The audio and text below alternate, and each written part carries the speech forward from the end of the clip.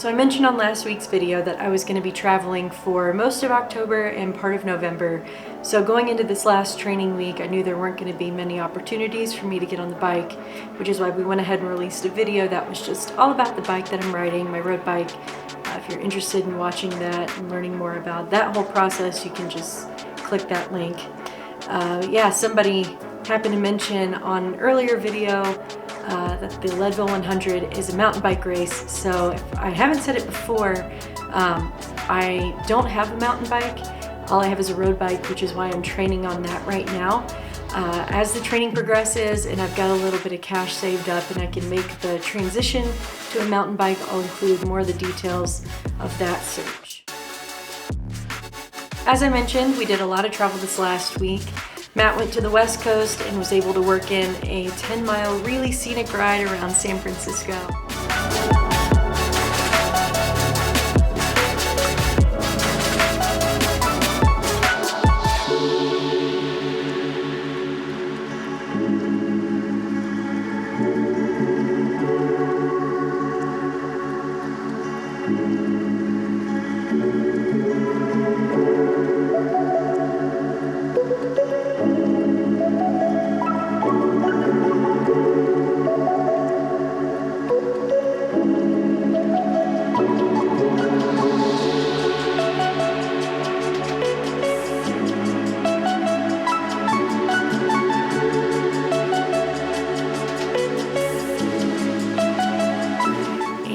While I wasn't able to do a ride in Charleston, I was able to check out the USS Yorktown, which was super cool. It was a really great opportunity.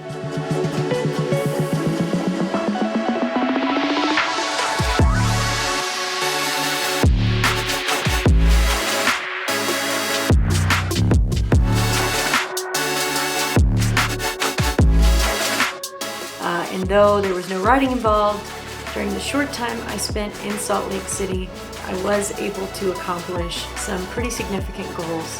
The first being able to drink from my water bottle while I'm riding.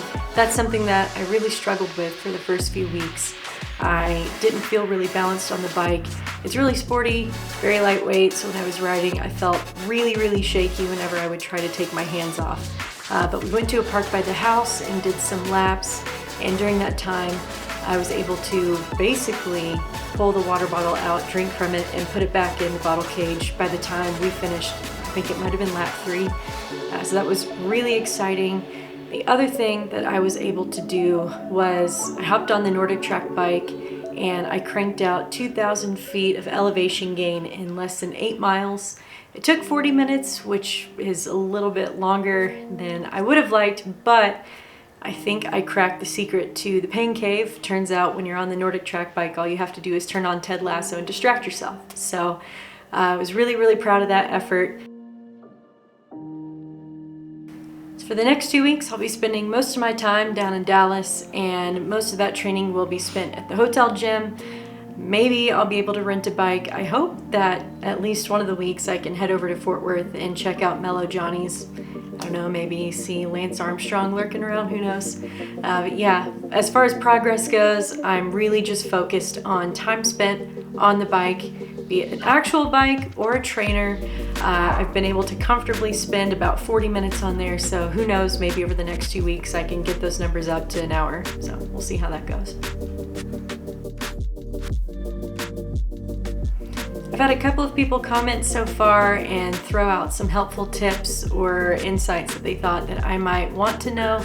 It's really appreciated. If you can think of anything that is advantageous or insightful, or any tips or tricks, if you've trained for something like this before and have any advice that you can offer, please feel free to throw it out there in a comment or otherwise. I really appreciate it. I promise I'll get back to you because I have no idea what I'm doing, so the more advice I can get, the better.